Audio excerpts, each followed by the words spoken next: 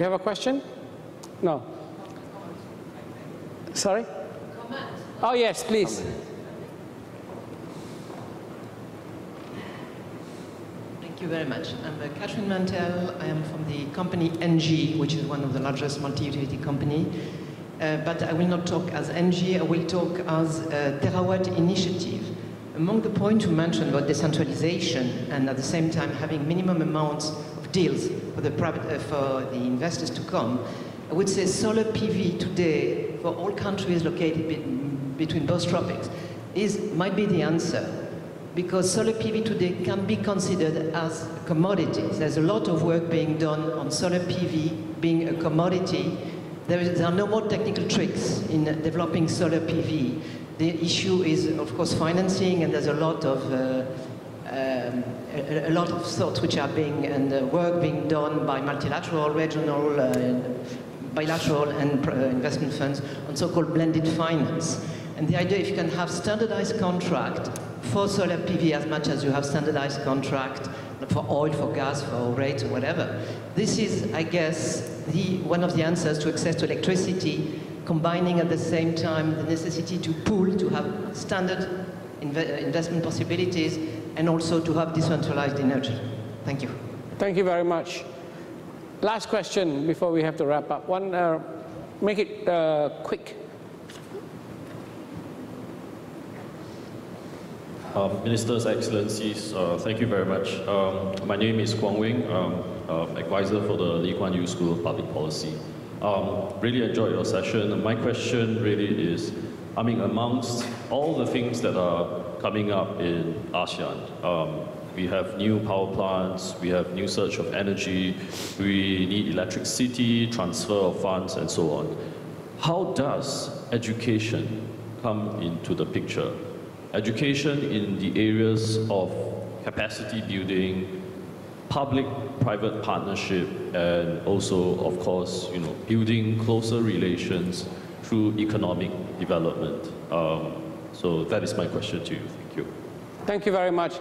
I think just before we pass the question to the ministers, maybe you can also take this opportunity to give us your final thoughts on this whole conundrum and whether or not we can ever put this puzzle together. So, Minister first. Well, I think the funding is one of the major issues, okay, for the connectivity. The funding through a concession and loan multilateral agency or the private sector. Until private sectors, we need to have rule regulations and predictability, accountabilities, and also sovereign guarantee in order to attract the FDI in that area. And also we need to work on a bankable project if we talk about PPP and so on and so forth. But the connectivity itself is extremely important for economic development of the country. And that's why we continue to invest heavily in the infrastructure. And let me answer your question a little bit there on the education. Our Prime Minister gave 4 priorities 30 years ago. To build Cambodia, you need road, electricity, water, human resource. Those 4 elements still apply for today. So in our industrial development policy 2015-2025, one of the pillars to ensure that our industrial development policy is successful, to move Cambodia from a low-income country to a high-income country, we need to invest heavily in the skilled labor force. So that's one of the investment that we to invest. And we also encourage the private sector to participate in the human resource development for our country. Thank you. Well, I would agree that the education is fundamental to all economic area, and especially in Thailand, I would say that we are now in the process of the education reform. But one thing is that because there are lots of things happening in ASEAN, not only Thailand but many countries, urban development, infrastructure development, industrial development as well. Particularly in Thailand, we're moving on to the new what we call the new S-curve, the new industry. So we need a higher quality of the labor force. in infrastructure, when we're moving towards more rail connectivity, and especially on the high-speed rail. So we need the people who can work with the new technology as well. So this is kind of not only the education, you need the people, the young people to study in the scientific area. But secondly, it's not enough. We need the training program. We need to learn from the OEM, I mean the country who are providing the technology as well. So I think for us, I mean, we are on the process, not only reforming our education system, but exchanging the knowledge between the vendor and the buyer as well. President Jin. Thank you very much. Today we talk about something, we focus on some limited areas of the whole economy. I think it's very much important for any government to have a macro program for their own country, and also taking into consideration the impact on the neighboring countries. So in this regard, I would say certainly education is very much important. Human resources are the most critical, most important resources of all. And education cuts across all the sectors. Now, if a country may be not richly endowed with natural resources, but in developing human resources, I would say policy makes more difference in this regard.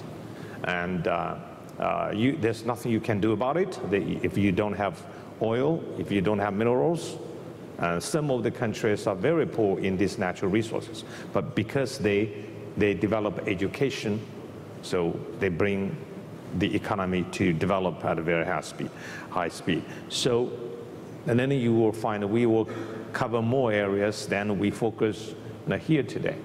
But this is not really something we discussed today, but I think it is important. Absolutely. Anna? Okay, so I guess I would say that what this highlighted again for me is the long-term nature of this build, right? It's 2025 is just around the corner in terms of putting all this connected infrastructure in place, and yet its criticality to eliminate inefficiencies in trade. But I'd say we're quite optimistic, at least from the financial world's perspective, that it will get financed. There's a lot of money out there, a lot of interest in these projects, and we'll need to work together to take the maximum amount of volatility out of this long-term investment horizon. So maximum regulatory stability, working together to take commodity, currency, other risk out of it. But if we do that, we'll get there. Thank you. Kuntavan? Yes. To me, I think the connectivity may be about stepping out from our usual challenge a little bit, stepping out from our challenge of solving our individual organization problems, our individual countries' problems or nation problems, and then set aside certain time to talk about the regional issues, to make the connectivity a bit more efficient, and we touch on several areas. Because sometimes when we are really focused from inside out, right, it's going to be very difficult. If I may, I'd like to touch on the education a little bit, because it's something that is, I'm personally always puzzled on where we're going because of this new technology, this artificial intelligence, this digitization. It poses a question of what should education be focused on the future. Of course, the fundamental of education is still there. We do need people with certain skills and knowledge. But I think for the advanced education is something that we may need to really consider what would be the critical competency of human beings to survive or to excel in the future in the environment of artificial intelligence being developed. And I also heard from my colleagues who participated in the session yesterday that the concept of formal education may have to be reviewed rather than, the education in school and college. Because of the continued development of the new technology, we may need an ongoing continuous education, sort of informal, to keep update of this technology to allow us to keep updated. Thank you very much. I think we've had a fantastic panel discussion, and I thank my panelists for their thoughts and their insights. I think the big takeaway from our morning's session today is really that I think connectivity is critical to ASEAN. There are many players, but I think the governments, the private sector, and of course the multilateral institutions working together, I think with civil society and with the society at large, will help us probably solve this conundrum. So thank you very much, and please join me in thanking our panelists.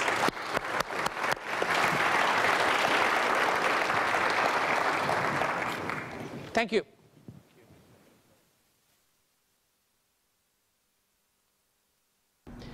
Ya, pemirsa, baru saja kita simak diskusi panel berjudul Countering the Connectivity Conundrum. Beberapa kesimpulan diantaranya adalah terkait dengan sudah selayaknya setiap negara anggota ASEAN menghadirkan iklim investasi yang ramah dalam hal keterhubungan antar negara, keterhubungan yang ada di dalam negara masing-masing anggota ASEAN dan melibatkan kaum muda dalam pembangunan infrastruktur di negara masing-masing. Dan infrastruktur yang ideal dapat meningkatkan potensi ekonomi negara-negara di ASEAN dan pemerintahan di negara masing-masing dan juga sektor swasta dimintakan untuk memiliki komitmen jangka panjang agar pembangunan infrastruktur dapat berjalan dengan baik.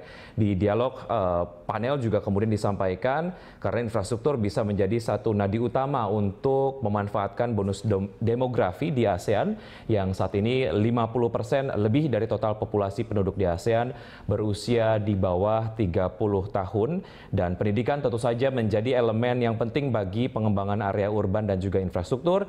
Dan tentu saja komunikasi yang intens dan efektif antara negara di ASEAN tentu saja bisa menjadi suplemen bagi konektivitas di ASEAN. Dan pemirsa, demikian tadi special report World Economic Forum on ASEAN. Saya Wiki Adrian, terima kasih, sampai jumpa.